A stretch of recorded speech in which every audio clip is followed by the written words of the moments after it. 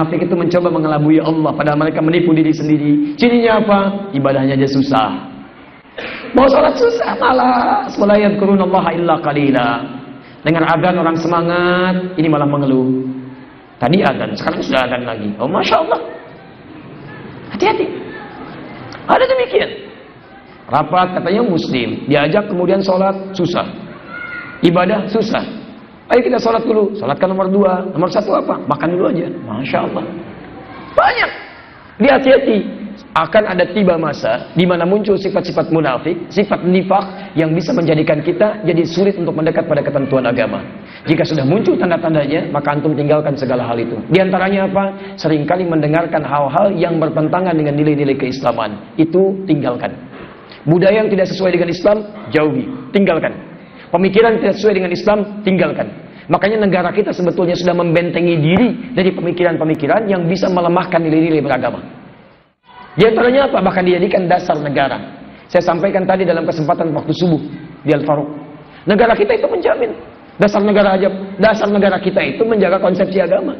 Pancasila, sila pertama ketuhanan yang Maha Esa.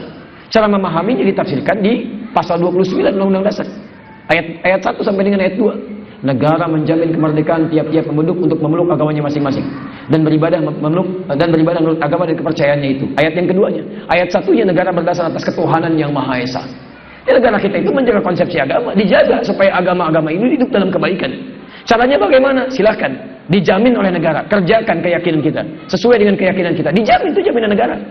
Negara menjamin kemerdekaan tiap-tiap penduduk untuk memeluk agamanya masing-masing dan beribadah menurut agama dan kepercayaannya itu. Menurut kita yakin Islam, menurut kita sholat, zakat, puasa.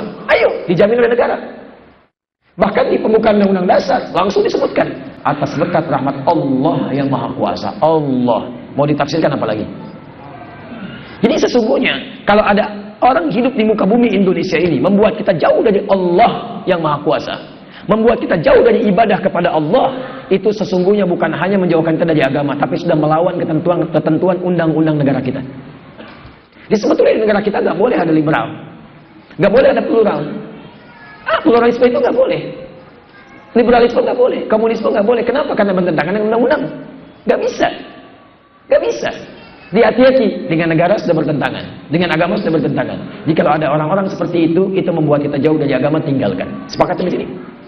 Ya, mohon izin teman-teman ya, saya kalau dalam yang seperti ini itu kalimatnya tegas.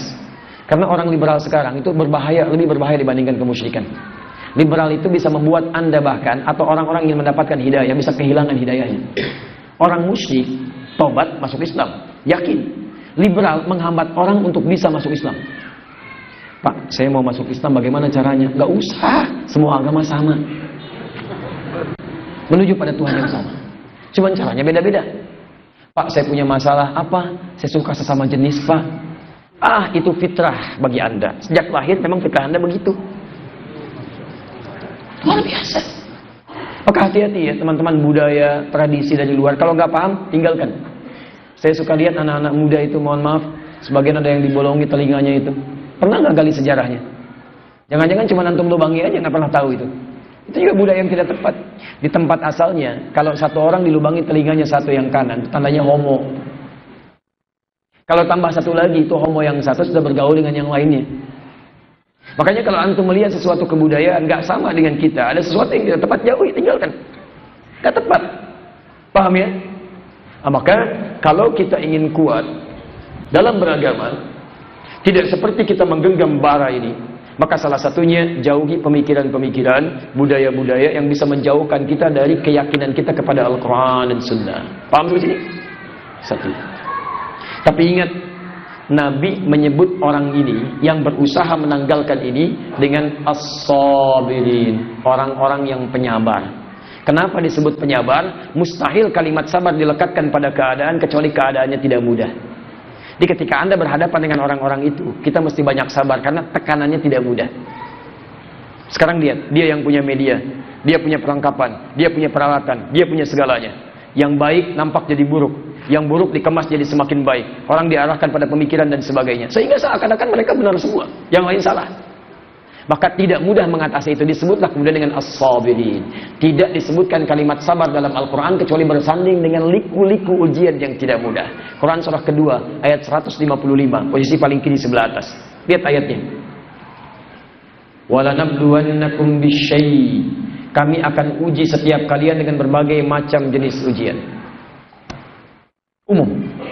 Minal khauf, khawatir, takut. Wal ju', lapar, kehilangan bagian dari kemapanan. Wa naqsi minal amwal, kekurangan harta benda. Biasanya levelnya paling tinggi, tiba-tiba menurun. Awas, hati-hati. Karena apa yang didapatkan biasanya akan keluar respon sama dengan apa yang didapatkan. Jadi kalau pendapatan besar, ya mohon maaf, yang respon yang keluar pun gayanya semakin tinggi. Ya, apa yang didapatkan kecil, maka gaya yang keluar pun lebih kecil lagi. Mohon izin ya, mohon izin. Kalau di persamaan fisika itu kan ada F1 bab gaya sama dengan F2. Gaya gerak sama dengan gaya dorong. F1 sama dengan F2. Gaya gerak sama dengan gaya dorong. Apa yang didapatkan, itu yang keluar. Antum punyanya bakal naik angkot. Begitu naik angkot turun, tawadhu. Begitu turun, nunduk, sedekah. Masya Allah. F1 sama dengan F2. Begitu mulai punya mobil, Masya Allah. Apalagi mobilnya misalnya sudah level yang tinggi. Ada yang pakai Ferrari, ada yang pakai Lamborghini. Begitu keluar, naik begini. Pukul sedikit, keluar sedikit. Pukul kencang, bunyi kencang. F1 sama dengan F2. Orang yang 5 juta, gayanya tidak akan sama dengan orang yang 500 ribu. Orang yang punya 5 miliar tidak akan sama dengan pendapatan 50 ribu. Apa yang keluar, itu yang masuk. Apa yang masuk, itu yang keluar. Jelas di sini? Tapi Anda mesti paham bahwa, mohon izin, rumus gaya itu pun berbanding lurus dengan rumus tekanan di hukum Pascalnya. F, gaya, berbanding lurus dengan tekanan P, Pascal. Jadi kalau orang semakin gaya, maka hidupnya semakin tertekan. Wa naqsi minal amwal, harta berkurang. Sejak harta banyak, gayanya banyak. Beli ini, beli itu, penampilan begini, penampilan begitu, jalan. Begitu harta berkurang, tekanan tinggi. Ini yang poinnya paling tinggi. Hati-hati. Hati-hati. Makanya nanti dalam resultan gaya, F sama dengan masa dikali percepatan. Kalau Anda ingin menjaga semuanya itu, maka harus tingkatkan modal untuk mempercepat pada kebaikan. Paham? Nah, saya turunkan. Lihat. Nanti saya simpulkan di akhir. Wal anfus. Dan ujian pada jiwa. Sakit sampai meninggal dunia. Wat tamarat. Di situ diartikan buah-buahan. Tapi lebih baik dipahami dengan ilmu balaghah. Yang dimaksud bukan buah ya. Kalau buah-buahan itu ujian untuk tukang buah saja. Tukang sayur tidak. Yang lain tidak. Yang dimaksud di situ adalah, mohon maaf, hasil kerja keras yang dirampas oleh orang lain. Anda kan kalau tanam sesuatu, ditanam. Yang diambil apanya? Buahnya. Ada orang nanam benih, dijaga, tumbuh. Ketika muncul buahnya, dirampas oleh orang. Wat tamarat. Ada orang tanam modal, sudah investasi, begitu ikut tender, menang dia, begitu di akhir, dirampas oleh orang lain. Perhatikan, apakah mudah menerima yang seperti itu? Hasil kerja keras dirampas orang. Apakah mudah menerima kenyataan ada yang meninggal dunia di samping kita, orang terdekat kita? Apa mudah menerima kenyataan bahwa harta kita tiba-tiba hilang? Mudah menerima kenyataan kita dirundung oleh kekhawatiran, kesulitan. Apalagi kalau semua itu digabungkan jadi satu. Khawatir, hilang harta, kena penyakit, sampai dengan ujungnya diambil, dirampas oleh orang lain hasil kerja keras kita. Yang paling menarik ketika semua itu disebutkan, wabasyiris sabirin. Berikan yang bergembira pada orang-orang sabar. Teman-teman sekalian, orang sabar di sini diikatkan dengan ujian yang tidak mudah. Di hadis ini akan tiba satu masa disebut orang sabar menghadapi tantangan beragama yang tidak mudah. Ini menunjukkan bahwa ketika Nabi menyebutkan orang ini punya sifat sabar, artinya tantangannya tidak mudah. Tidak mudah mempraktekkan. Karena itu caranya, hadapi semua ini dengan sabar. Jadi begitu ada yang menghantam antum, mau kemana nih? Kemarin kumpul-kumpul, sekarang kau sudah bergerak, pakai peci lagi. Sudah mulai soleh, kelihatannya soleh. Padahal nama antum Hasan misalnya. Sabar, sabar. Alhamdulillah, sampai sekarang nama saya masih Hasan, bukan soleh. Mungkin antum lebih baik daripada saya. Cuma barangkali aib saya ditampakkan di hadapan antum supaya saya berubah. Terima kasih ya. Saya berangkat sekarang. Mudah-mudahan ya saya bisa menjadi lebih baik daripada sebelumnya. Terima kasih doa antum. Dilihat, makin lebih soleh aja. Hasan, jalan, masya Allah. Alhamdulillah, biasa aja. Quran surah ke-25 ayat ke-63. Wa idza khatabahumul jahiluna qalu salama. Kalau diledek sama orang-orang, ayo, orang-orang yang belum tahu, katakan yang baik-baik. Gak usah marah. Kalau antum marah, sama kotornya lisannya. Sok soleh, daripada kamu sok komen, sama aja. Jalan aja ya, sabar. Ta'lim, sabar. Saat orang misalnya kosong di masjid, antum sendirian, sabar. Bismillah. Sabar. Satu masa akan tiba waktunya, akan tiba. Begitu kelihatan antum oleh orang, kelihatan hidayah melekat pada mata dan sebagainya. Sabar.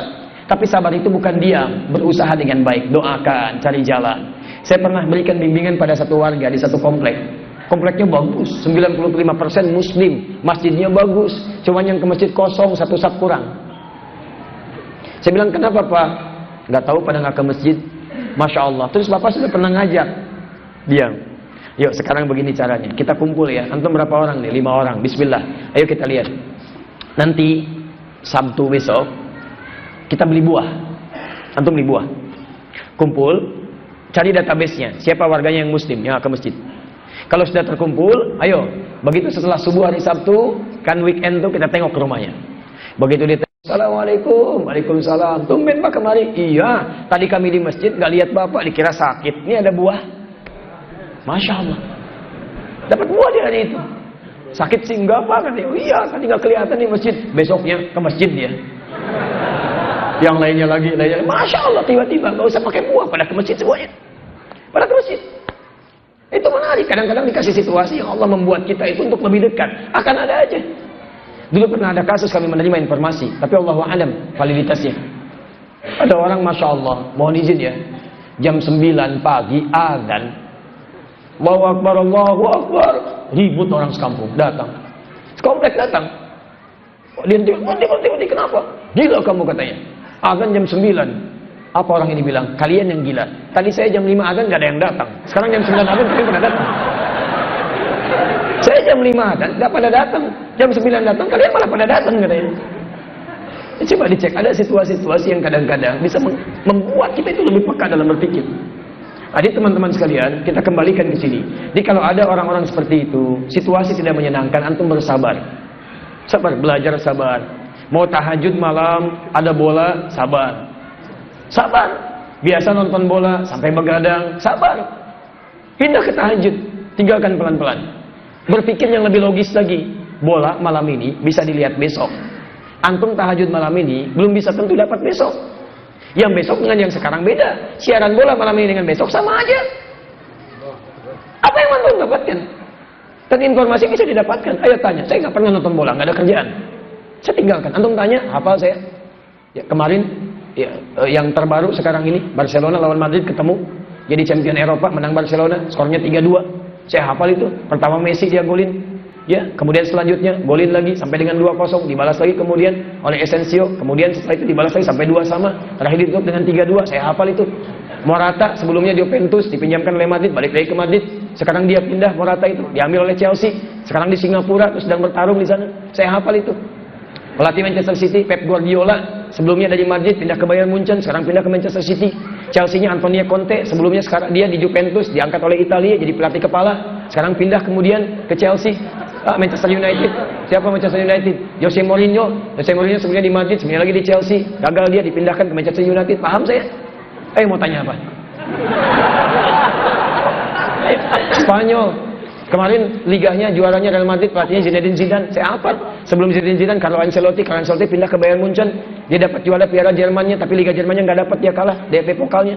Kemudian di Championnya dikalahkan oleh Real Madrid. Muridnya sendiri, asisten pelatihnya Zinedine Zidane. Saya hafal saya. Ayo, kemarin Marquez dia dikalahkan, menang dia melawan Valentino Rossi. Ya walaupun kemudian disusul lagi, sekarang kalah lagi dia oleh yang lebih baru di Sepang pun tingkat terakhirnya. Ya siapa lagi? Pac-Man kemarin dikalahkan dia, angka lagi kalahnya. Sudah ronde ke-9 dia mau menang, tiba-tiba dia kalah angka. Angkanya 117 lawan 113, 115 lawan 111, 111 lawan 111. 3 juri. Siapa saya? The Money, Floyd Mayweather Junior akan melawan McGregor nanti sebentar lagi bulan Agustus di pertengahan. Apa? Tapi saya nggak pernah nonton. Gak ada kerjaan. Lihatin begini, tahajud dilewat, ini dilewat, dikit dilewat. Ada kerjaan. Tapi memang saya senang baca. Besok begitu saya baca, lihat ini, lihat fikih, lihat macam-macam. Begitu lihat apa berita di internet hari ini. supaya saya bisa sesuaikan, saya bisa sampaikan situasinya. Kita lihat muncul yang kayak gitu. Kalau yang nggak penting nggak pernah saya baca. Ya, jadi ada juga. Ya, antum nonton bola nggak hafal-hafal. Ya, untuk apa gitu kan? Jadi kalau yang nggak penting jauhi. Sabar antum, sabar. Antum dulu jadi pemuda Real Madrid, sekarang pindah pemuda Real Masjid. Ambil. Ayo mau tanya apa? Baik. Jadi akhir karim, barakallahu fikum jami'an. Jadi pertama, sabar antum dalam menghadapi ujian semacam ini. Jadi kalau antum mau bergerak, mau belajar, sabar. Di jalan ada kemacetan, sabar. Berdesak-desakan, sabar. Bismillah. Ya, maaf di akhirat lebih daripada ini. Jadi kalau antum nggak biasa mengalami di dunia, di akhirat lebih dahsyat. Sabar antum. Bismillah, sabar. Kata Nabi, sabir, orang-orang sabar. Jadi ketika menghadapi dengan genggaman ini, antum sabar. Godaan selanjutnya, awas, hati-hati. Hati-hati. Di At-Tirmidzi nomor hadis 2778. Riwayatnya sahabat Abu Hurairah. Dan ini 10 rawi dari 14 rawi terkenal. Hampir di semua kitab hadis dimunculkan. Hadis tentang iftirak, perpecahan. Iftaraqatil yahud ala ihda aw itsnatain wa sab'in. Orang Yahudi akan terpecah pada 71 atau 72 golongan. Wa tafarraqatin nasara ala ihda aw itsnain wa sab'in. Dan orang-orang Nasrani pun terpecah menjadi 71 atau 72 golongan. Wa taftariqu ummati, Allahu akbar. Begitu menyebutkan umatnya Nabi Muhammad berbentuk jadi mudhari. Mudhari. Taftariq, dan umatku punya peluang untuk berpecah. Ala 73 firqatan, pada 73 golongan. Ya, sampai di sini. Ada yang kemudian meneruskan dengan tafsiran 72 di neraka dan satunya kemudian di surga. Satunya itu yang menggenggam kemudian petunjuk-petunjuk Nabi SAW dikenal dengan Ahlus Sunnah wal Jamaah. Ikhwas sekalian, maka penyebab yang kedua menjadikan kita sulit mengerjakan tuntunan agama dengan benar seperti bara.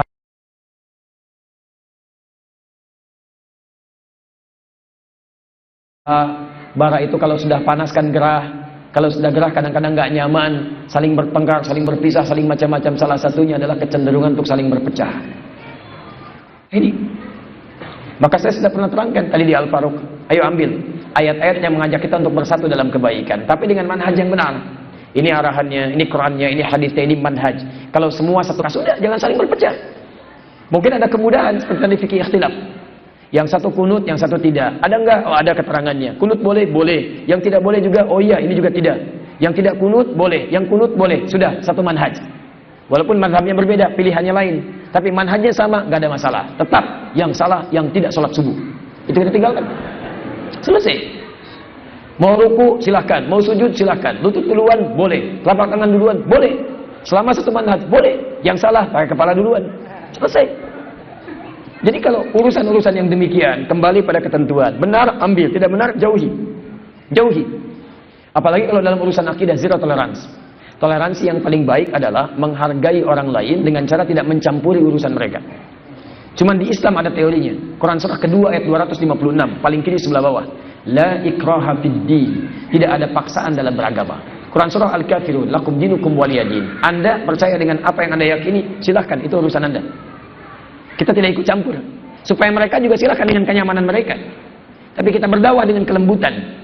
Tampilkan ini yang benar, tampilkan dengan bahasa yang lembut, dengan bahasa yang nyaman. Mau diambil silahkan, mau tidak kami nggak maksa. Tugas kita bukan paksa orang, nggak boleh. Antum nggak boleh paksa orang. Tugas antum mengingatkan. Nabi aja yang paling soleh ditugaskan mengingatkan. Fadzakir innama anta mudzakir, lasta alaihim bimusaitir. Ingatkan Muhammad, tugas Anda mengingatkan, bukan paksa orang. Anda bukan Nabi, bukan Rasul, mau paksa orang. Mustahil. Tidak apa-apa silakan. Dan toleransi yang paling baik jangan campuri, jangan ikut-ikutan. Ikut ke sini, ikut ke sana, ikut ke sini, ikut ke sana. Enggak usah. Yang paling aneh di tempat ibadah orang lain azan. Allahu Akbar, Allahu Akbar. Masjid sendiri enggak ada yang azan. Yang paling aneh masuk ke tempat ibadah orang lain mencela saudara-saudaranya. Orang Islam sekarang belum mendapatkan petunjuk. Semoga mereka kembali kepada jalan yang lurus. Anda sehat. Di tempat ibadah orang lain jelek-jelekan orang sendiri, saudara Anda sendiri. Ada yang salah di situ. Ada yang tidak tepat. Yang terbaik itu ya biarkan, tidak ada masalah, silahkan. Itu keyakinan masing-masing, resikonya masing-masing. Kembalikan. Dan di situ sudah ada fatwa, Bahkan Kiai Haji Hasyim Asy'ari sampai mengatakan haram hukumnya.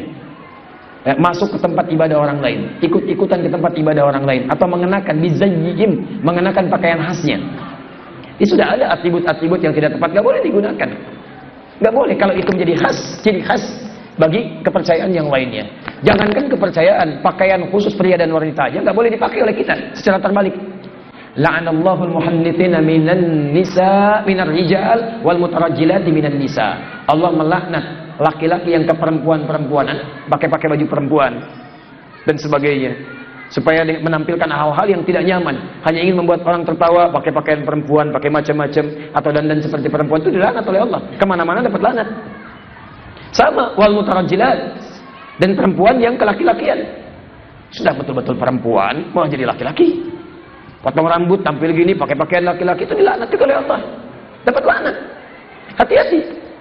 Termasuk laki-laki yang ke perempuan-perempuanan, pakai pakaian perempuan, jalan sana, jalan sini. Siapa namanya? Nia, yang jelas Kurniadi. Pagi-pagi jadi Nia, malam-malam Kurniadi. Ada sesuatu yang kadang-kadang mesti kita kembalikan. Jadi teman-teman sekalian, ini poinnya. Jadi kalau ada masalah-masalah yang membuat kita kemudian jadi terpecah dan sebagainya, pelajari lagi, dalami lagi. Kenapa si fulan begini? Kenapa saya begini? Kalau yang sudah jelas penyimpangnya, tinggalkan. Kalau yang masih satu manhaj dengan baik, maka kita bersaudara dalam kebaikan. Ambil, terapkan, saling memudahkan, sinergi, itu yang paling indah. Yang terakhir, maaf, ini yang tidak mudah. Hubbud dunya wa karahiyatul maut. Yushaku an tada'a alaikumul umam kama tada'a al-aqlatu ala qas'atiha. Qulna min qillatin bina yawma idhin ya Rasulullah. Qala bal antum yawma idhin katsir walakinnakum ghutha'un ka ghutha'is sayl tunza'u al-mahabbatu min qulubi aduwwikum wa yaj'alu fi qulubikumul wahn. Qulna wa mal wahnu ya Rasulullah? Qala hubbud dunya wa karahiyatul maut. Ini yang paling berbahaya, yang tidak banyak disadari. Akan tiba satu masa kalian terpecah-pecah, tidak ada nilainya seperti buih di lautan. Sahabat bertanya, ya Rasulullah, apakah pada saat itu kami sedikit? Kata Nabi, bahkan kalian banyak.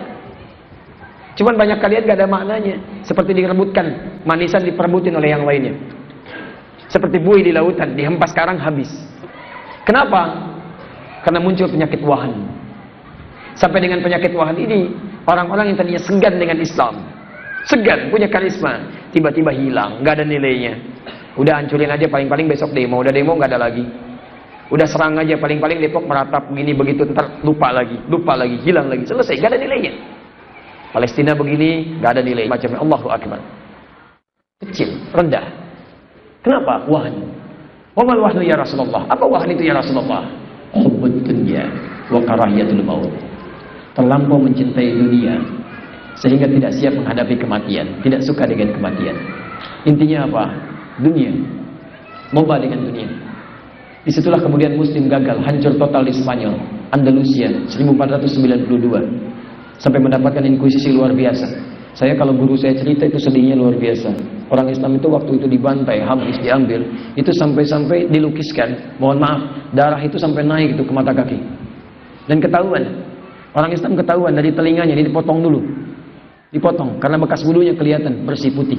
Pilihannya cuma dua, keluar dari Islam, konversi, pindah ke kepercayaan lain, atau silakan seberangi lautan itu, bergulat dengan kematian. Kalau pengen cepat, eksekusi langsung. Ada yang digantung, ada yang ditombak, ada yang dimasukkan ke gilingan dan sebagainya. Habis semuanya. Apa penyebabnya? Hubbud dunya. Pecah belah, senang ini, senang itu. Itu yang terjadi juga dulu. Maaf, dipecah belah oleh Belanda, divide et impera. Ya, ini keluarga, diambil yang lain, hancurkan yang lain, serbu yang lain, hancurkan yang lain, habis. Kenapa? Dunia. Karena itu hati-hati, hati-hati. Ustadz juga begitu sama. Harus hati-hati, sama para ustadz juga, doakan. Dan kita berdoa supaya Allah menjaga keseluruhannya. Semuanya. Ustadz Khalid, saya, kita semuanya. Karena tidak mudah. Dunia. Popularitas itu dunia. Amplop, materi itu dunia. Betapa sering orang saling mengejek, mencela, menghancurkan, merendahkan, menutup. Karena urusan semacam ini. Jamaah itu dunia. Sedikit gak mau datang, banyak baru mau tiba. Show, macam-macam dan sebagainya. Allahu Akbar. Hati-hati. Ternyata di antara orang yang pertama dilempar ke neraka itu 3 golongan, dan semua urusannya dunia. Urusannya dunia. Salah satunya orang-orang yang mengatakan, ya, dia kalangan para ulama, disebut orang alim, ustaz, kiai dan sebagainya. Apa yang kamu kerjakan dengan ilmumu? Kata orang ini, laka untukmu ya Allah. Kadzab, bohong kamu. Ada kadzib, ada kadzab. Kalau kadzib sekali bohong, kadzab sering bohong. Rupanya kamu ini nyampaikan itu hanya untuk disebut alim saja, orang paling hebat. Cuman kamu yang benar, yang lain salah semua. Kamu paling hebat, kumpulkan jamaah, tampilkan. Cuman kamu saja, kamu saja, kamu saja. Ini disebut demikian. Lempar ke neraka, diseret lempar ke neraka. Datang orang kaya. Apa yang kamu kerjakan dengan hartamu? Laka untukmu ya Allah. Kadzab, dusta kamu. Kamu ini hanya ingin kenal dermawan saja, sumbang sana, sumbang sini. Cuman ini disebut orang yang paling dermawan, orang paling loba dalam kehidupan yang sangat baik. Masya Allah, lemparkan ke neraka. Ada orang seperti orang hebat, disebut pejuang jihad fisabilillah. Dia berkata, jihad fisabilillah karenamu ya Allah. Kamu hanya ingin disebut pemberani saja. Ingin nampak yang paling hebat, lemparkan ke neraka. Ya teman-teman sekalian, maka mari kita koreksi diri kita. Insya Allah, kalau sebab-sebab ini kita bisa minimalisir, kita jauhi, kita dekatkan pada kebaikan-kebaikan dengan izin Allah Subhanahu wa taala. Insya Allah, kalau ada harta, arahkan pada yang baik, syukuri. Jangan hadirkan kesombongan. Syukuri. Quran surah 14 ayat ke-7. Sudah pernah ada yang sombong namanya Qarun. Quran surah ke-28 ayat 76 sampai dengan ayat ke-80-nya. Maka jauhi itu semua. Kalau punya kedudukan, itu yang mengantarkan antum ke surga. Buat kebijakan yang baik. Walaupun cuma RT, tulis. Anjuran menunaikan sholat berjamaah ke masjid, tulis, sebarkan. Antum gak usah pikirkan berapa yang ke masjid, bukan urusan antum. Urusan Allah untuk menanamkan hidayah pada orang-orangnya. Urusan antum kirimin aja. Ke masjid alhamdulillah, tidak ada masalah. Begitu ada 3 orang ke masjid karena surat antum, Allahu Akbar, dapat pahalanya. Tanpa dikurangi sedikit pun. Hadis riwayat Muslim, nomor hadis 1893. Man dalla ala khairin falahu ajruhu mithla ajri fa'ilihi min ghairi an yanqusa min syai'. Siapa yang menunjukkan, memfasilitasi pada kebaikan, dapat pahala yang sama dengan yang mengerjakan tanpa dikurangi sedikit pun. 3 ke masjid, 3-3-nya sholat, antum qadarullah sedang tidak ke masjid, 3 orang itu mendapatkan pahala antum darinya. Kalau dia ke masjid baca Al-Quran dulu, setiap hurufnya antum dapat pahalanya. Kalau dia zikir antum dapat pahalanya. Kalau dia sholat antum dapat pahalanya. Masya Allah. Kalau gitu Ustaz, besok saya nulis surat aja, nggak usah ke masjid. Salah. Fatal. Ayo mumpung masih ada kedudukan. Jangan sombong, sayang, karena ditukar. Quran surah ketiga ayat 26 sampai 27-nya. Qulillahumma malikal mulki tu'til mulka man tasha wa tanzi'ul mulka mimman tasha. Mumpung masih ada, besok kalau sudah nggak dapat, nggak ada kesempatan lagi, sayang. Sayang. Quran surah 63 ayat 9 sampai dengan 11. Mohonlah nanti kepada Allah setelah meninggal. Pengen balik lagi ya Allah. Fa'asaddaqu aku minas sholihin. Tolong ya Allah, saya mau sedekah, saya pengen ya Allah. Kamu ngapain aja saya di dunia? Dunia ria habis. Sekarang baru minta. Hati-hati. Hubud dunya. Ambil ria, sum'ah. Saya akhiri dulu sementara. Hubud dunya itu diantara beberapa turunan yang bisa membatalkan amalan. Ria bagian dari hubud dunya. Antum ria, habis amalan. Sudah dosa, habis amalan. Quran surah kedua ayat 264, posisi paling kiri sebelah bawah. Saya tutup. Ya ayyuhalladzina amanu, hai orang yang masih merasa punya iman, la tubtilu shadaqatikum bil manni wal adha. Jangan kamu gugurkan kebaikan-kebaikan yang telah lelah engkau kerjakan dengan mengerjakan perbuatan merusak. Kalladzi yunfiqu malahu ria'an nas, seperti orang infak riya. Infak riya, bikin spanduk kanan kiri, Sabang sampai Merauke, mau dimasukin begini dulu, masukin iklan, Allahu Akbar. Famathalu kamathali safwanin alaihi turabun fa asabahu wabilun fatarakahu salda la yaqdiruna ala syai'in mimma kasabu wallahu la yahdil qaumal kafirin. Hati-hati. Lihat kalimatnya. Pertama, kata Allah, ini enggak ada nilainya, seperti batu yang licin, nyimpan pasir, licin aja udah jatuh. Dia ria, dihantam bah, habis semuanya. Setelah itu, capek-capek enggak dapat apa-apa kata Allah. La yaqdiruna ala syai'in mimma kasabu. Yang ketiga, kata Allah, lihat, diserupakan dengan orang kafir. Bahkan masih dengan orang kafir. Orang kafir, mohon maaf, orang kafir, dia ria karena dia nggak punya iman. Antum punya iman, sudah beramal, ria lebih jauh daripada itu. Sayang. Awas mau haji ya. Mau haji, ini hati-hati, jauhi sifat ria. Gak apa-apa, silakan antum minta maaf, minta doa, nggak ada masalah. Tapi hati-hati dengan sifat ria. Undang orang, bikin acara, kumpul sana sini, minta maaf, baik, berdoa, baik, tapi hati-hati. Bapak Ibu sekalian, saya mau berangkat sebentar lagi haji Pak, mohon doanya. Maafkan kalau kami banyak yang salah. Ini haji pertama kami Pak Ibu sekalian. Mungkin juga kami pertama kali haji ya di komplek ini.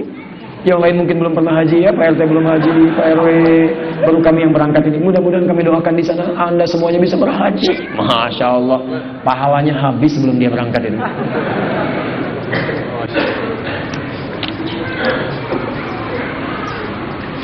Tayyib. Bismillahirrahmanirrahim. Itu sementara kesimpulan dari kajian kita bahwa bara itu tiba masanya, kata Nabi, ketika orang sudah mulai sulit mengerjakan tuntunan agama. Maka pada saat itu kita diminta bersabar untuk mempelajari unsur-unsur yang menjauhkan kita dari kekuatan dalam beragama. Di antaranya satu tadi, jauhi berbagai hal pemikiran, ajaran yang menyimpang dari ajaran agama sehingga membuat kita lemah dalam beragama. Kuatkan. Awas, hati-hati, kalau dulu masih ada akidah, akhlak dan sebagainya. Sekarang coba lihat, itu pelan-pelan mulai hilang. Diganti jadi pendidikan berkarakter. Semakin diajarkan karakter, semakin tidak berkarakter. Cek. Apa yang salah? Metodenya, gurunya atau macam-macamnya? Dulu anak cuma diajarkan akidah, akhlak, patuhnya luar biasa. Ke masjidnya, ibadahnya dengan teman-temannya. Sekarang diajarkan anak SD sudah bisa bunuh temannya. Anak SD bakar kelas. Anak SD perkosa kawannya. Allahu Akbar, apa ini? Apa ini? Silakan cek, bandingkan dengan masa-masa kita dulu itu. Jauh. Mawas, ada pemikiran yang tidak baik, tinggalkan, jauhi. Yang kedua, jauhi perpecahan. Hal yang membuat kita tidak bersatu dalam kebaikan. Pelajari sepanjang satu manhaj, kerjakan, sinergi dan sebagainya. Kalau kemudian menyalahi itu, jauhi, tinggalkan, berlawan dengan cara yang baik. Dan ketiga, hubbud dunya wa karahiyatul maut. Tarbiyah lagi, hadirkan lagi, arahkan segala titipan Allah untuk kebaikan-kebaikan. Itu kesimpulan kita. Kalau itu dengan sabar dijalani, insya Allah menggenggam bara pun akan mudah kita pegang dengan kuatnya. Bismillah. Kita maksimal sampai jam 10 saja ya. Kita jawab dulu ini supaya kita maksimal, insya Allah bisa kita bahas. Besok kan masih ada satu sesi lagi ya. Nyuwun sewu Ustaz, nyabutan napa-napa insya Allah. Tapi kalau lebih bagus daripada nyuwun sewu, dengan assalamualaikum ya. Assalamualaikum, waalaikumsalam warahmatullahi wabarakatuh. Dalam sebuah cuplikan kajian, Ustaz sampaikan ada setan yang namanya dasim. Apakah ini pernah dikatakan Nabi atau para sahabatnya? Baik teman-teman sekalian, ada 9 jenis setan. 9 jenis setan yang diidentifikasi dari ayat-ayat Al-Quran, keterangan-keterangan Nabi. Ada yang langsung disebutkan oleh Nabi SAW, ada yang diturunkan penamaannya dari para sahabat, kemudian diteruskan oleh para ulama kepada kita. Ada 9 jenis setan.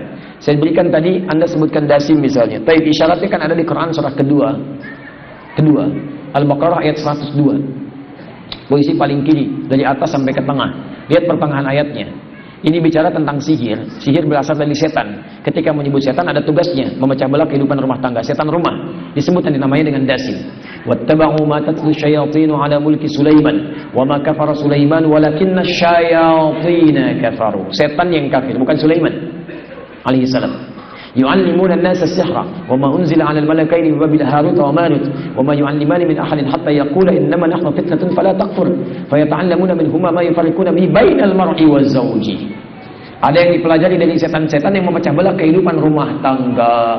Setan rumah memecah belah kehidupan rumah tangga. Tambahannya masuk ke ruangan kosong, membuat orang gelisah. Tambahannya masuk ke makanan dan minuman, mengambil jatah dari itu. Namanya disebut dengan dasim. Tayyib. 1. Ada walhan. Setan menggoda orang wudu membuat was-was.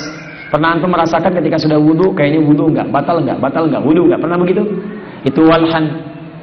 Ada khanzab. Setan penggoda orang sholat.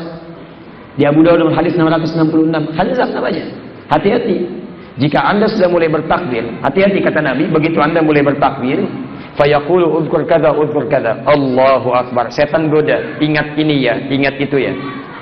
Sebelum Anda takbir, Anda enggak biasa aja, Anda normal aja, bisa fokus. Bismillah, fokus. Tapi begitu takbir Allahu Akbar, yang tidak ingin Anda ingat seketika bisa diingat. Enggak percaya silakan. Nanti malam bangun tahajud, begitu mau tahajud normal biasa, siap-siap sholat. Tapi begitu Anda takbir Allahu Akbar, yang tidak Anda ingat, bisa Anda ingat seketika. Bisa menjadikan yang lupa ingat, yang ingat lupa. Allahu Akbar. Kunci mobil ada di mana? SMS belum dijawab, status belum dijawab, macam-macam muncul. Bahkan ta'lim kita pun sekarang muncul lagi. Kata Ustaz Adi akan mengingat hal-hal yang tidak diingat. Setan itu muncul. Belum selesai hadisnya. Hatta la yash'urul musalli kam raka'atan yusalli. Kata Nabi, bahkan ada orang sholat tidak sadar berapa rakaat sedang menunaikan sholatnya. Khanzab. Pernah mengalami itu? Setan sholat. Kalau di masjid dia tambah tugasnya satu lagi. Hati-hati, memecah belah DKM. Dewan Kemakmuran Masjid. Dipecah. Bukan jamaahnya, DKM-nya. Mulai dari DKM. Karena tahu kalau jamaah satu nggak datang, yang lain datang. Tapi kalau DKM sudah dipecah, sudah malas orang ke masjid. Kenapa nggak ke masjid? DKM-nya aja begitu. Masuk dia. Makanya nanti ada fikih masjid. Kalau masjid sudah jadi dibangun, yang dipelajari bukan bikin program, yang dipelajari fikih masjid. Saya berikan satu gambaran contoh. Mohon izin ya, mohon maaf. Sebelum jadi masjid bentuknya tunggal. Man bana masjidan fil ardi. Siapa yang bangun satu masjid di bumi, bentuknya nakirah, umum. Mau masjidnya mewah, sederhana, kayu, batu, keramik, marmer, umum, bebas. Banallahu lahu baitan fil jannah. Maka Allah akan balas dengan kadar keikhlasannya dibangunkan satu rumah di surga. Tapi kalau masjidnya sudah jadi, bentuknya berubah dari jamaah di Quran. Dan dilekatkan nama pemiliknya, Allah. Masjid pertama di Quran, surah kedua Al-Baqarah ayat 114, posisi paling kiri di pertengahan. Wa man azlamu mimman mana'a masajidallah. Quran surah 9 ayat ke-18. Innama ya'muru masajidallah. Bentuknya jama'. Kalau jama' itu banyak dan dilekatkan dengan pemiliknya, mudhaf ilaih lagi. Mudhaf ilaih itu pemilik. Allahu Akbar. Hadza naqal. Ini handphone umum. Hadza naqali, ini punya saya, pemiliknya lekat. Ada mudhaf ilaih. Naqal adi hidayat, punya Adi, bukan punya yang lain. Milik saya, disebutkan langsung namanya. Kata Allah, lihat kalimatnya. Masjid itu kalau sudah jadi, mau masjidnya yang paling hebat, yang paling luas, yang paling bagus, yang paling sederhana, dari kayu, dari batu, marmer, keramik, macam-macam, itu bukan milik orang yang bangun, bukan milik orang yang donasinya paling banyak, bukan milik orang yang tenaganya paling kuat, tapi lillah, punya Allah. Rumah antum, punya antum. Boleh nggak saya masuk ke rumah antum, saya ngatur? Saya masuk ke rumah antum, Masya Allah Pak, ini nggak bagus sofanya Pak, ganti Pak, jangan warna hijau, warna pink. Masya Allah. Pak, ini jangan kamar Pak, bagusnya kamar mandi, tukar. Bisa nggak begitu? Rumah antum aja punya aturan, apalagi rumah Allah. Masuk rumah antum, diatur, ucapan Assalamualaikum. Masuk rumah Allah, lain. Masuk kaki kanan, Allahumma ftahli abwaaba rahmati. Mau duduk, nggak langsung duduk rumah antum, langsung duduk rumah Allah. Salat 2 rakaat, baru kemudian duduk. Bicara, nggak boleh yang macam-macam, zikir yang diisikan. Keluar kaki kiri. Ingat, keluar masjid, awas teman-teman tuh, jangan lupa. Kaki kiri bukan kanan, jangan terlampau soleh. Kiri. Kadang-kadang dibuat lupa. Siapa yang bikin antum lupa keluar dengan kaki kanan? Setan, setan masjid. Siapa? Hanzab. Hati-hati.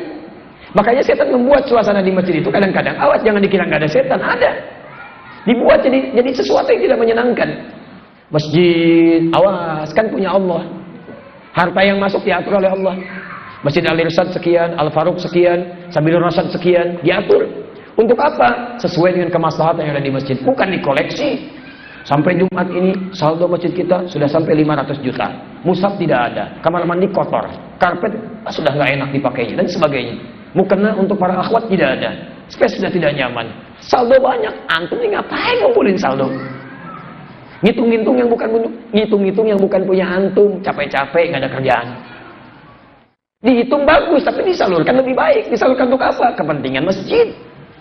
Ada di situ. Jadi kalau antum kemudian bawa aturan antum ke masjid, sudah keliru, antum kena tuh godaannya khanzab. Makanya yang dibahas dulu fikih masjid, bukan langsung masuk pada program. Banyak setan pasar namanya misut. Ibu ke pasar, pulang dari pasar, datang ke rumah, masih ingat suasana pasar, antum kena tuh. Pak, tahu nggak tadi waktu ke pasar ada baju bagus banget Pak, Masya Allah. Dan lewat pasar masih dibawa juga. Sampai malam masih dibahas juga. Papa nggak ingat yang mama ceritakan tadi siang? Masya Allah, ikut juga.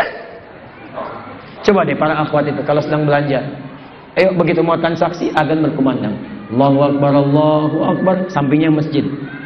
Saya tanya pada anti nih, atau antum lah yang menemani, ngajak sholat dulu, teruskan transaksi. Pilih-pilih. Saya mau sholat dulu kan dekat. Ini kan bisa langsung, Pak sholat dulu ya. Ya silahkan. Begitu di jalan, pengumuman langsung di speaker. Diskonnya naik 95%, 95%. Masya Allah. Barangnya disebutkan yang antum mau beli tadi 95%. Pertanyaan saya, balik lagi untuk transaksi atau tidak jadi ke masjid? Misut namanya itu. Setan mal, setan pasar. Banyak. Ada yang di kantor, ada yang di minuman, ada yang di musik, ada yang di macam-macam. Ada. Nah, antum harus pandai keluarkan itu semua. Pelajari cara menaklukkannya. Kalau antum tidak pernah kenal setan, bagaimana cara antum mengatasinya? Kenal antum dengan setan? Ketahui dulu. Saya tanya, setan itu apa? Jangan-jangan nggak tahu setan. Kalau antum nggak tahu setan, bagaimana menjauhinya? Tiba-tiba kena saja. Baik, saya turunkan cepat ya. Ini saya turunkan ayat tentang setan. Bismillah, jazakumullah khair. Khalisan, bismillah. Lihat sini. Setan, syaitan. Satu. Kalimat setan pertama di Quran surah kedua ayat 36. Baik, asal dari setan itu Quran surah ke-18 ayat ke-50 paling kanan di pertengahan. Kemudian dia mulai membangkang, disebut kemudian dengan iblis jadi setan. Pembangkangannya Quran surah kedua ayat 34. Kesombongannya ada di Quran surah ke-7 dari ayat 11 sampai dengan ayat ke-13. Sampai kemudian dia berjanji untuk menggoda anak cucu Adam, diantaranya di Quran surah ke-4 sampai ayat ke-119 dari ayat 116-nya. Kemudian ditegaskan kembali di Al-Hijr. Kalau ingin ketahanannya disebutkan di Quran surah ke-15, bentengnya di ayat ke-40-nya. Ini jangan dikira ada yang nampak, ada yang tidak nampak. Quran paling favorit surah ke-114. Surat apa? 114. Ayat yang terakhir.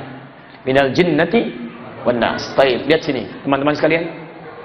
Siapa itu setan? Kalimat setan pertama disebutkan di Quran surah kedua ayat 36. Fokus. Posisi paling kiri di pertengahan. Fa'azallahuma syaitanu anha fa'akhrajahuma mimma kana fi. Maka setan mulai menggelincirkan Adam dan istrinya dari kenikmatan-kenikmatan surga. Awas, hati-hati. Kemudian keduanya keluar dari surga. Ini bahasa Quran itu indah sekali.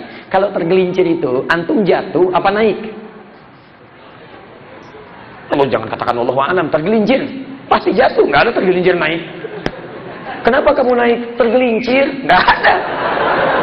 Tergelincir itu pasti terjatuh. Kenapa terjatuh? Tergelincir. Kalau jatuh itu ke atas, ke bawah? Ke bawah. Perhatikan, Adam tinggal di surga. Surga di langit, di bumi? Di langit. Tergelincir dari langit, jatuh turun kemana? Bumi. Indah bahasa Quran. Begitu tergelincir antum jauh dari rahmat Allah, maka seketika itu menjauh dari Allah, kenikmatan bisa berpisah. Maka pertama kali ada adab dari Al-Quran. Jangan pernah menggelincirkan diri anda atau digelincirkan oleh setan dari kedekatan dengan Allah. Begitu antum menjauh dari Allah karena maksiat, maka rahmat Allah pun akan terjauh dari diri antum. Awas, hati-hati. Kalau anda ingin dekat dengan rahmat Allah, rizki ingin dekat, kenyamanan dekat, dekati Allah.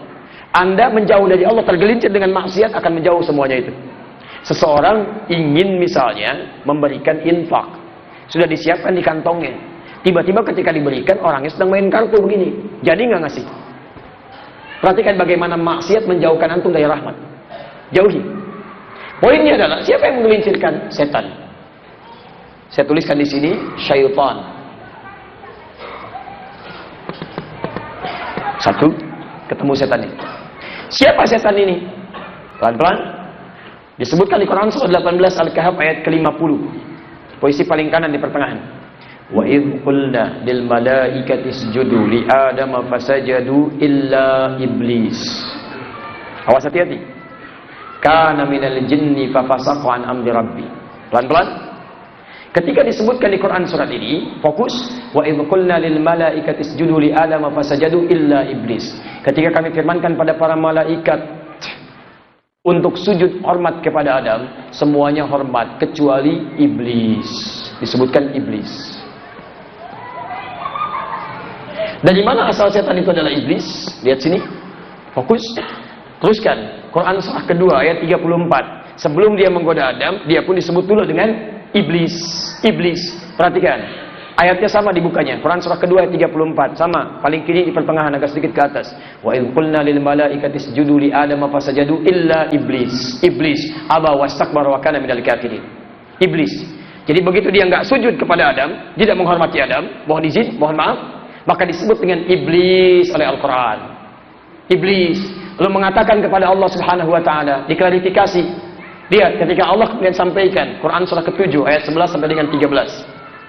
Ma mana'aka alla tasjuda id amartuk. Hei iblis, apa yang menjadikan kamu tidak mau sujud ketika saya perintahkan? Bukan sujudnya yang penting, tapi ini perintah saya. Kalau saya nggak suruh, kamu nggak usah sujud. Jadi Allah itu nggak butuh dengan sujud kita. Antum semuka langit dan bumi tidak sujud kepada Allah, tidak akan menurunkan status Allah sebagai Tuhan. Cuman karena Allah perintahkan, kita pasti patuh. Kata Allah, bukan karena Adamnya, ini perintah saya. Kamu nggak patuh dengan saya? Apa jawab iblis? Ana khairun minhu. Khalaqtani min narin wa khalaqtahu min tin. Saya lebih hebat dibandingkan dia. Kau ciptakan saya dari api, dia dari tanah. Tidak level yang lebih tinggi, kemudian sujud kepada yang lebih rendah. Diusir. Ketika diusir, dia minta kepada Allah, ya Allah, tolong beri saya kesempatan untuk membuktikan kehebatan saya. Saya mau goda Adam. Saya mau goda Adam. Ingin saya tunjukkan bahwa saya lebih hebat dibandingkan dengan Adam. Padahal sifat Allah menjadikan hambanya yang bermaksiat bisa diampuni kalau tobat. Cuman kesombongan menutup pintu hidayah. Hati-hati. Makanya antum jangan coba-coba sombong. Kalau pengen sombong, antum keduluan. Iblis lebih duluan dibanding antum. Nanti kita tunjukkan nanti. Awas, hati-hati. Dan yang paling parahnya adalah dia minta kepada Allah untuk membuktikan kesombongannya. Saya mau goda Adam. Maka Adam diperintahkan ke surga. Quran surah kedua ayat 35. Wa qulna ya Adam uskun anta wa zawjukal jannah. Adam, istrimu pergi tinggali surga sementara untukmu. Al jannah pakai alif lam. Bentuknya tunggal. Itu dipersiapkan untuk Adam. Surga kita nanti alif lamnya dibuang dan bentuknya jamak. Kalaupun tunggal nggak ada alif lamnya, menunjukkan belum pernah disentuh oleh siapapun. Surga kita beda, bukan dengan surga yang dulu. Quran surah kedua ayat 25. Wa basyiril ladzina amanu wa 'amilus solihati anna lahum jannatin, nggak ada alif lamnya. Wasari'u ila magfiratin min rabbikum wa jannatin, nggak ada alif lamnya. Quran surah ketiga ayat 133. Kembali lagi. Begitu kemudian iblis ingin buktikan saya lebih unggul dibandingkan Adam, mulai dia menggoda, maka saat menggoda dirubah namanya dari iblis jadi setan. Fa'azallahuma syaitan. Di sini kita temukan iblis ada kaitan dengan setan. Iblis asalnya dari mana? Turunkan tadi Quran surah ke-18 ayat 50. Wa in qulna lil malaikati isjudu li adama fasajadu illa iblis. Siapa iblis? Kana minal jinni fa fasaqa an amri rabbi. Jin. Dari kalangan jin yang fasak, yang menyimpang. Lawan dari fasik, taat. Begitu menyimpang disebut fasak perbuatannya. Makhluk yang disebut dengan fasik, jin yang menyimpang, jin fasik. Sekarang ketemu persamaannya. Saya turunkan, kalau sudah kelihatan begini, saya turunkan urutan-urutannya. Berarti sebelum menemukan setan kita urutkan, ada jin. Jinnya menyimpang, fasik. Lawan dari fasik adalah taat, ta'ah. Awas, hati-hati. Ketika dia menyimpang dari ketentuan Allah, disebut fasik. Maka berubah kemudian jadi iblis namanya, iblis. Sampai sini dulu, paham? Perhatikan, kalau sudah paham, lihat sini. Jin ini disebut fasik, menyimpang dari ketaatan kepada Allah. Kenapa? Diperintah sujud, dia tidak mau. Dan sombong dia, enggan, aba, wastakbar, sombong. Paham sampai sini? Sekarang lihat, disebut fasak, fasak wa an amri rabbi, makhluknya fasik. Quran surah 18 ayat 50. Lawan dari fasik itu taat. Jadi artinya sebelum jin ini menyimpang, dia taat. Paham di sini? Jadi sebelum dia menyimpang, dia apa? Taat. Saya mau tanya pada antum, kalau akhirat dengan dunia bedanya berapa tahun? Sehari di akhirat berapa tahun di dunia? Tahu dari mana? Nggak usah ngarang. Mengarang cuma ada di pelajaran bahasa Indonesia. Kalau tidak tahu katakan. Sehari di dunia sama dengan berapa tahun dia? Sehari di akhirat berapa tahun di dunia? Allahu a'lam. Wallahu a'lam, Allah yang tahu. Tanyakan pada Allah. Quran surah 32 ayat yang kelima. Fi yaumin kana miqdaru alf sanatin mimma ta'udun. Seharinya 1000 tahun. Seharinya akhirat 1000 tahun dunia. Jadi kalau iblis ini asalnya jin pernah taat, sehari aja ibadah di alam akhirat, sehari artinya ketaatannya sama dengan 1000 tahun dunia. Sehari. Tapi ketika dia sombong, keluar dari ketentuan Allah, hidayah tertutup bagi dirinya, dia nggak mau ambil, sombong dia, maka yang 1000 tahun tidak ada nilainya. Terusir dari surga, dilaknat oleh Allah, diancam dengan neraka, abadi di dalamnya. Padahal kalau cuma sehari aja ibadah 1000 tahun. Antum, siapa yang hidup 1000 tahun? 100 tahun aja belum tentu mencapai itu. Terus pengen ikutan sombong. Antum gak salah. Iblis aja kalau cuma 1000 tahun, hancur semua. Antum pengen ikutan, ketinggalan antum. Dan keterlaluan. Keterlaluan kalau pengen ikutan. Lu siapa sih? Makanya sejak peristiwa itu diharamkan adalah kesombongan. Kesombongan itu keagungan, itu jubahku. Siapa yang sengaja ingin mengenakannya tidak akan pernah mencium bau surga. Hati-hati. Kaya, jangan sombong. Hati-hati. Kedudukan, jangan sombong. Ustadz jangan sombong, alim jangan sombong dengan ilmunya. Gak usah sombong, karena ada yang lebih sombong daripada itu. Iblis. Dan iblis itu jenius, pintar, jenius. Lihat kesombongannya mengatakan dengan analoginya, saya dari api, dia dari tanah. Gak level orang lebih tinggi, harus hormat kepada yang lebih rendah. Sombong dia. Makanya orang Yunani menyebutnya dengan diabolis, iblis. Jenius yang kebelingar. Iblis. Kenapa disebut dengan iblis? Ingat dari kata balasa. Kalau antum belajar istiqaq, ya nanti bisa buka bukunya Ibnu Jinni. Ibnu Jinni namanya Al-Khasais. Al-Khasais, 4 jilid.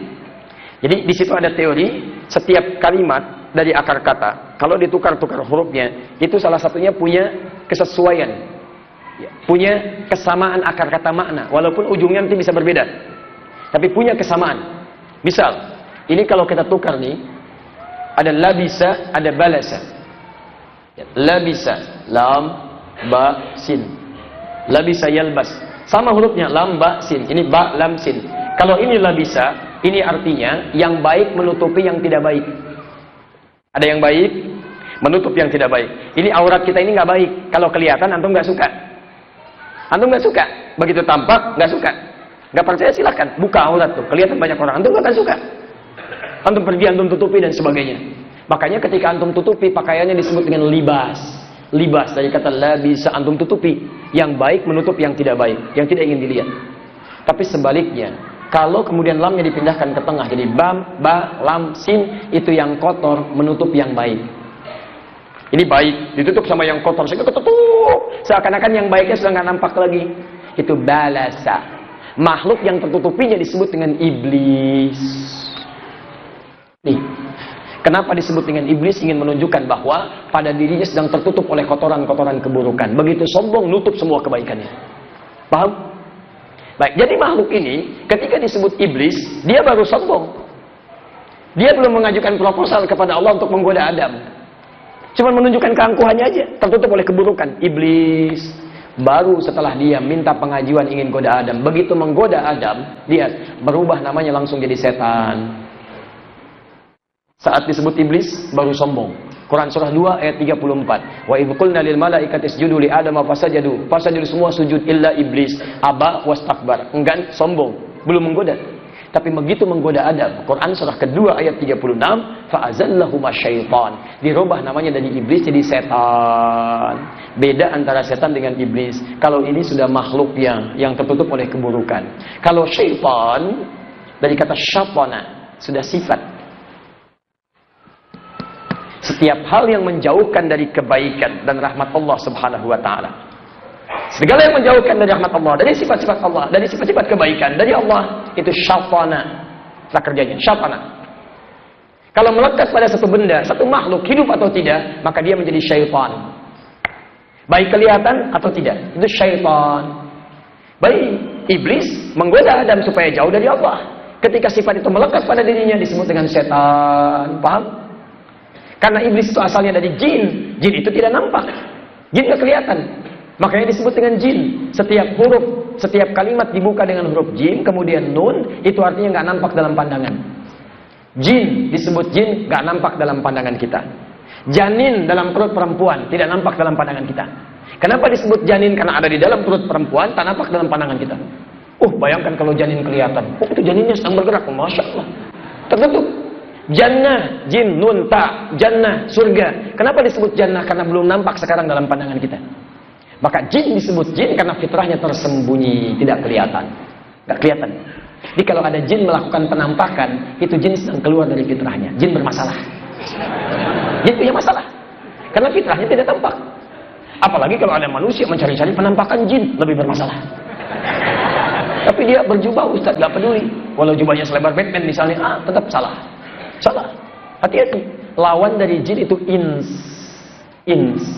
Lawannya langsung. Jin punya 3 arti. Tersembunyi, kasar, tidak harmoni. Kasar.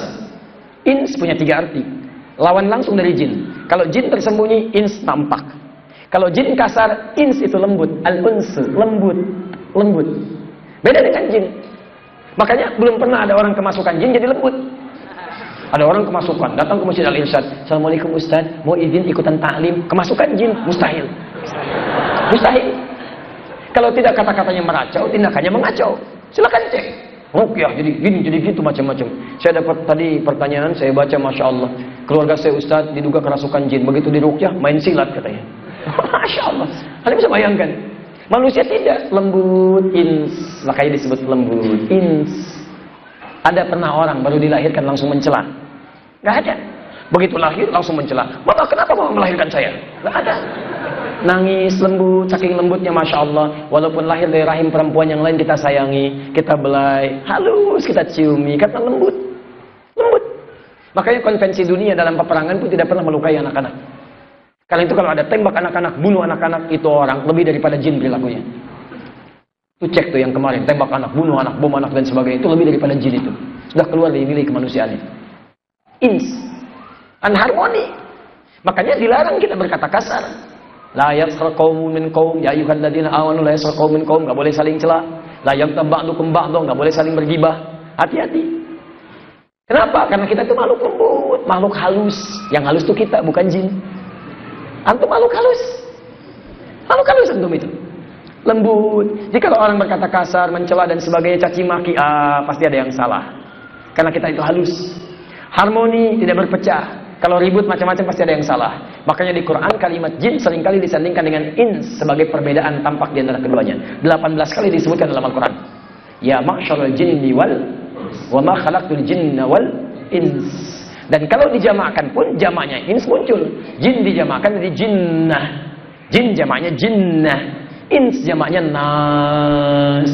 Begitu jinnya muncul, insnya muncul. Jinnahnya muncul, nasnya muncul. Minal jinnati wal nas. Perhatikan, yang paling bermasalah adalah ketika Al-Quran mengisyaratkan sifat setan itu bisa muncul dari jinnah wan nas. Qul a'udzu birabbin malikin ilahin min syarril waswasil alladzi yuwaswisu fi sudur. Khannas itu sifat setan, masuk lembut, halus. Arahkan, bikin, arahkan, jauhkan dari Allah. Siapa mereka itu? Ini minal jinnah. Bisa termasuk kalangan jinnah. Tadi asalnya yang dari iblis tadi. Tapi jangan lupa, kalau sudah nggak berfungsi dari jinnah, maka dia akan masuk kepada nas yang tampak. Makanya kalau iblis ingin goda antum dalam bentuk setan, dia akan masuk dalam diri pribadi dulu. Bukan lewat yang lain dulu. Mau sholat, nggak usah bangun lah, nggak usah bangun. Dibuat malas, buat capek, diri pribadi dulu. Seperti Nabi Ibrahim ketika akan menyembelih anaknya, masuk ke pribadinya dulu. Nggak mempan, lewat anaknya. Gak mempan, lewat istrinya. Lontar. Jadi sekarang lontar jumroh. Antum pun sama.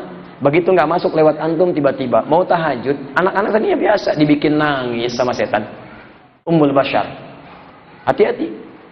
Goda anak kecil, tiba-tiba nangis, gak berhenti dan sebagainya. Setan masuk.